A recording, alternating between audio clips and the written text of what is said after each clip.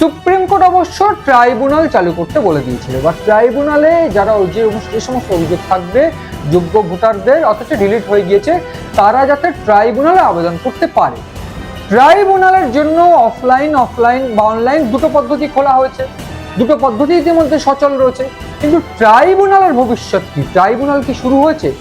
ইতিমধ্যে কমিশনের তরফ থেকে কোনো স্পষ্ট নির্দেশিকা নেই, কোনো উত্তরও নেই। অর্থাৎ এই ডিলিটেড ভোটার যারা কিনা যোগ্য তাদের ভাগ্য একেবারে অনতি বিলম্বে ঝুলে রইল। কিরকম ভাবে?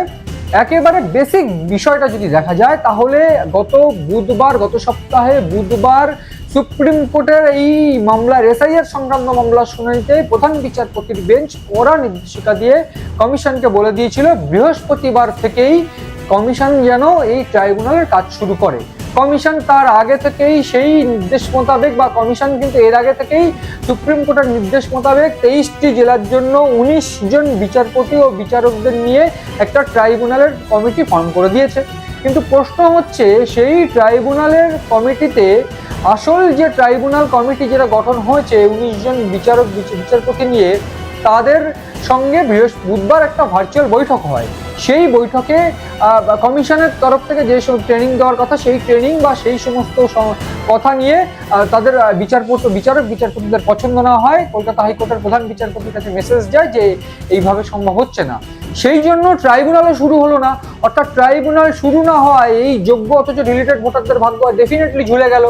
এবার বিষয়টা হচ্ছে আসলে তারা তাহলে যদি নির্বাচন না দিতে পারে তাহলে তো সুপ্রিম কোর্টের এই বক্তব্য, যেটা সুপ্রিম কোর্ট বলেছিল যে প্রত্যেকটা যারা যোগ্য ভোটার তাদেরকে ভোটদানের যে বিষয়টা এনশিওর করা হবে, তাহলে সেক্ষেত্রে যদি তাই হয়, ইতিমধ্যে যে খবর এখন অবধি পাওয়া যাচ্ছে কমিশন সহ বিভিন্ন সূত্রে, যে ট্রাইব্যুনাল ফর্ম করে সেই ট্রাইব্যুনালের মাধ্যমে যদি কোনোভাবে সম্পন্ন হয় এই যোগ্য ভোটারদের নাম তোলা যায়, সেক্ষেত্রে সেটাও 1 মাস দেরি হয়ে যাবে, সেক্ষেত্রে সে তো ভোট পার হয়ে যাবে।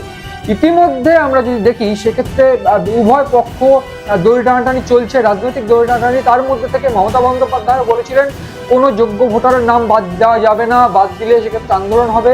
সেই আন্দোলনটা কোথায়? এই প্রশ্ন কিন্তু সাধারণ মানুষের তরফ থেকে উঠছে।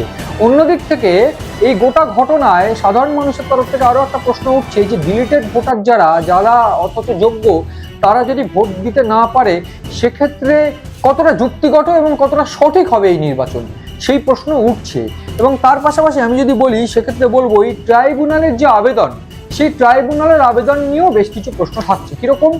ট্রাইব্যুনাল আবেদন যদি দেখা যায় সেক্ষেত্রে একটা সাধারণ শ্রেণী যারা রীতিমতো মধ্যবিত্ত বা একেবারে সাধারণ মানুষ, তাদের কাছে ট্রাইব্যুনালের আবেদনের বিষয়টাই এখনো ক্লিয়ার না, অথচ তারা যোগ্য ভোটার, তাদের নাম ডিলিট হয়েছে। সেক্ষেত্রে এসআইআর এর যে গলদ, সেই গলদ কিন্তু একেবারে ডেফিনেটলি চোখে পড়ছে।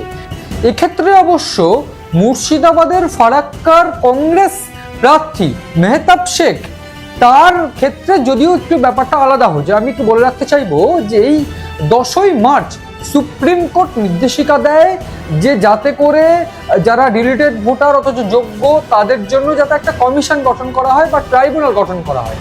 সেইটা গঠন করা না হলেও এইবার এক্ষেত্রে রীতিমতো সেটা তো 20 বাও জলে আমি এর আগেও বলছিলাম, কিন্তু সেক্ষেত্রে দাঁড়িয়ে বারবার আবেদন করা হলে এবং সেক্ষেত্রে ট্রাইব্যুনালের সরাসরি দ্বারস্থ হন ট্রাইব্যুনালের, এবং সেক্ষেত্রে কোনো জায়গা এখনো অবধি ঠিক না হওয়াতে প্রাক্তন প্রধান বিচারপতি টি.এস. সিবগা নামের যে বেঞ্চ, সেই বেঞ্চে তিনি আবেদন করেন এবং সেই বেঞ্চে আবেদন করার পর সল্টলেকের বিজন ভবনে মেহতাব আবেদন করেছিলেন এবং সেক্ষেত্রে তার নাম আজ 8টার মধ্যে সাপ্লিমেন্টারি তালিকায় তোলার জন্য বলা হয়েছে। সেক্ষেত্রে তার আবেদন ছিল কিছুটা এরকম: আধার কার্ড, পাসপোর্ট, ড্রাইভিং লাইসেন্স, সন্তানের জন্ম শংসাপত্র সবকিছু ছিল, কিন্তু তা সত্ত্বেও তার নাম কেটে বাদ দিয়ে দেওয়া হয়েছিল।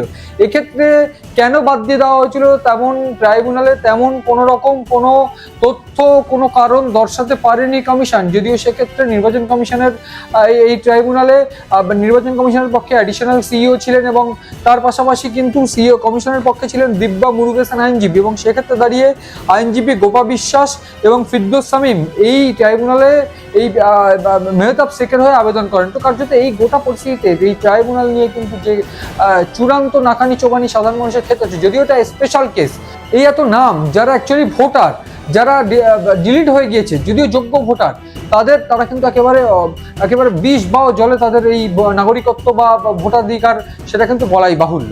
এবং সেই জায়গায় দাঁড়িয়ে এই SIR এ যারা যোগ্য অথচ রিলেটেড নাম, যাদের নাম বাদ গিয়েছে, তা নিয়ে এখন অবধি কমিশনের কোনো উচ্চবাচ্য নেই এবং কমিশনের তরফ থেকে কোনো ক্লিয়ারেন্স নেই যে কবে ট্রাইব্যুনাল ফর্ম করা হবে।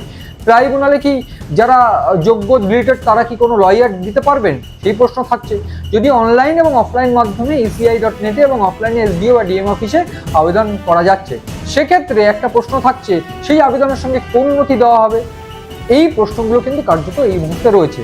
অনলাইনের ক্ষেত্রে অনলাইনে একটা জায়গা করা হচ্ছে যেক্ষেত্রে আপিল করা যাচ্ছে, সেক্ষেত্রে দাঁড়িয়ে পুরনো নথির অনুযায়ী যদি আপিল করা যায়, সেক্ষেত্রে এই জুডিশিয়াল অফিসাররা যারা এই নথি দেখে যাকে যোগ্য অথচ তাদের নাম ডিলিট করে দিয়েছে, তাদের উপর প্রশ্ন উঠবে না তো? এই প্রশ্নই কিন্তু এই মুহূর্তে সব থেকে বড় প্রশ্ন হয়ে উঠছে। এবং তার পাশাপাশি এই যোগ্য অথচ রিলেটেড ভোটারদের ভবিষ্যৎ কী হবে তা নিয়েও কিন্তু একটা প্রশ্ন উঠছে। সেই সমস্ত জায়গা থেকে তৃণমূল বা বিজেপি প্রত্যেকের বিরুদ্ধেই সাধারণ মানুষের কিন্তু একটা ক্ষোভ উগড়ে পড়ছে এবং তার পাশাপাশি কমিশনের বিরুদ্ধেও। সেই জায়গায় দাঁড়িয়ে সুপ্রিম কোর্টে আগামীকাল যে শুনানি রয়েছে SIR সংক্রান্ত মামলায়, সেই মামলায় আদতে এটা ক্লিয়ার হবে কি না যে এই যোগ্য ভোটারদের ক্ষেত্রে কি হবে, ট্রাইব্যুনাল কবে ফর্ম হবে, কিভাবে এই গোটা প্রক্রিয়ার সমাধান হবে, তার একটা স্পষ্ট নির্দেশিকা পাওয়া যায় কিনা সেদিকেই তাকিয়ে রয়েছে যোগ্য ভোটাররা অথচ ডিলিটেড।